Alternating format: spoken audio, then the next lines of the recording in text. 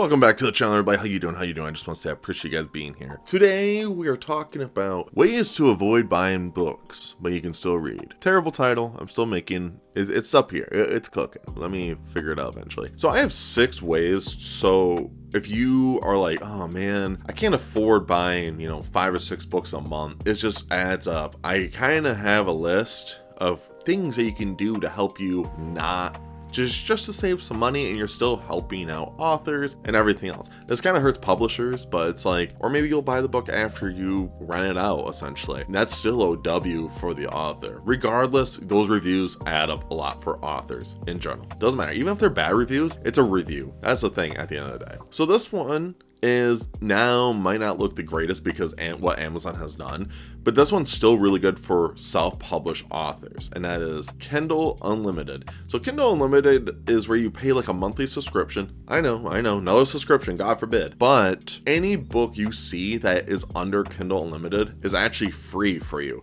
So I think Kindle Unlimited is like $10 a month. Yes, I know, $10 a month. But if you really think about it, there's hundreds and hundreds of books that are always under Kindle Unlimited. My books are always under it too, because those books are free for users that use Kindle Unlimited, always. And you can get so many good self-published books under there. And once in a while, when they do free Kindle day, boom, you're getting a free Kindle book anyways from your popular favorite authors. And sometimes those authors that you really like will put their books on Kindle Unlimited. It's rare, but you do see it. But Kindle Unlimited is great. Like I said, you pay a subscription for it, but you get endless amounts of books for it. I was going to use Kindle Unlimited for self-pub authors, but I'm not the biggest fan of digital anyways. I prefer physical copies. I'm kind of like, people should read my book on Kindle, but I'm also like, I don't like using it, but I will always read self-pub books because you got to support other self-pub authors. So I have to do what you gotta do. What you gotta do. But I think Kindle Unlimited is a great platform to use if you want to read authors that might not be as popular.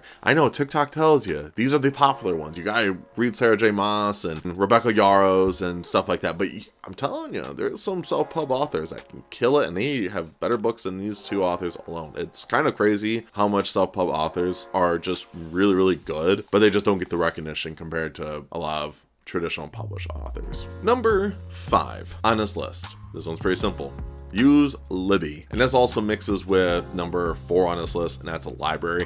Just go to your library and get a book. I mean, I don't know why. It's like a crime that people make it like a bad thing that you don't buy books, you just go to the library. It saves you a ton of money. And I don't know why people kind of harass other people for doing it. I was seeing that as a trend, you're bullying people because they just don't want to buy a book. They just go to the library to get the book. Who cares? And when I say a free audiobook, you just use Libby. Libby is an app that you can use that's free. You just go to a library and you get the library card, and any book they have in that library, you can just use the audiobook. If they have it for an audiobook, you can use it. So it's like, why not just use that? It just makes things a lot easier for you. Only problem is you kind of have to wait. You always gotta wait a little bit sometimes.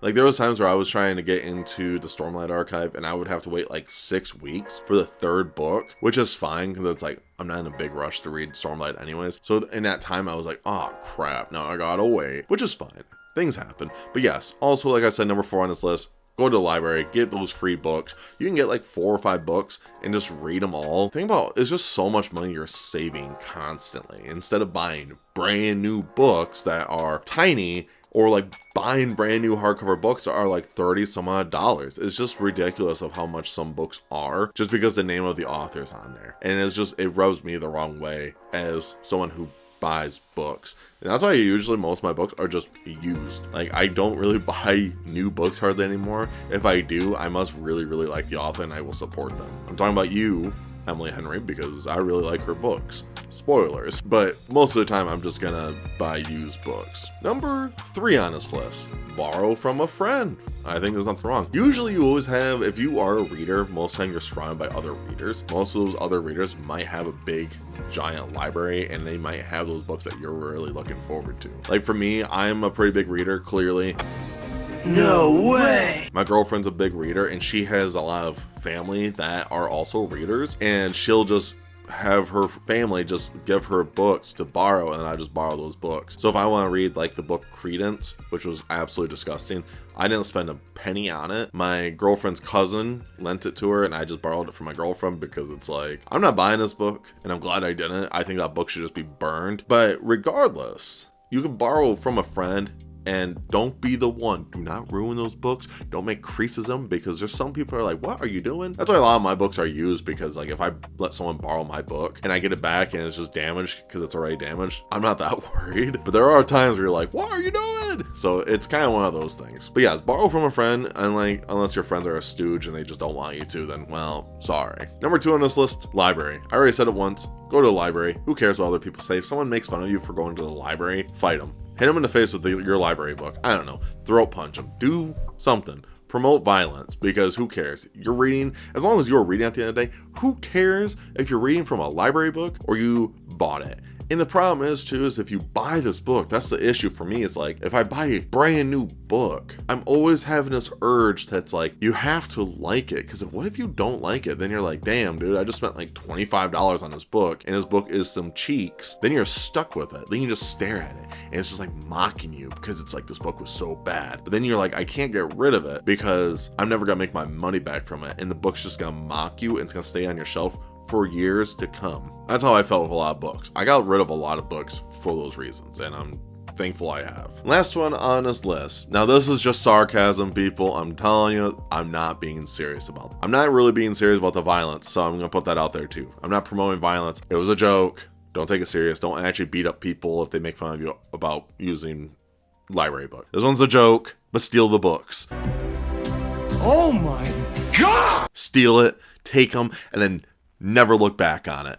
It's a joke. Don't actually do that. But I just wanted to put that on the list because I thought it was kind of funny just to say, number 1 is steal a book. Now, unless your friends take your book and you are like, all right, I need my book, and you steal your book back from them, is that considered stealing?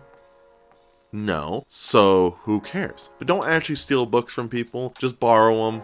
Go to the library. Enjoy those free books and not do what I just told you and steal books. But enjoy free books from the library. Enjoy books that you are borrowing from your friend. And use Kindle Unlimited if you want. I know Amazon's doing this whole thing right now. It's kind of irritating that it's like, why? But you can use Kindle Unlimited and get these books for free in a way. It's not free, but it's free because you're like, I'm paying a subscription. But it's kind of like, it's basically like how Netflix is. You're not paying for the movies, you're paying for the subscription to watch these movies. The same thing with Kindle Unlimited. And I would highly recommend Kindle Unlimited to help out a lot of self-help authors. If you guys made it to the end of the video, I do appreciate it. Do you guys have any ways to make it so you can read books without buying them? Let me know down below. It'd be awesome to hear what you guys use for alternatives instead of buying books. I know I went on a date with a girl years ago, and she told me she was so broke that she would just go to Barnes & Noble and read these new books and just sit there for like an hour and read, and then go home and then come back and do that like every day because she just couldn't afford any books. And I was like,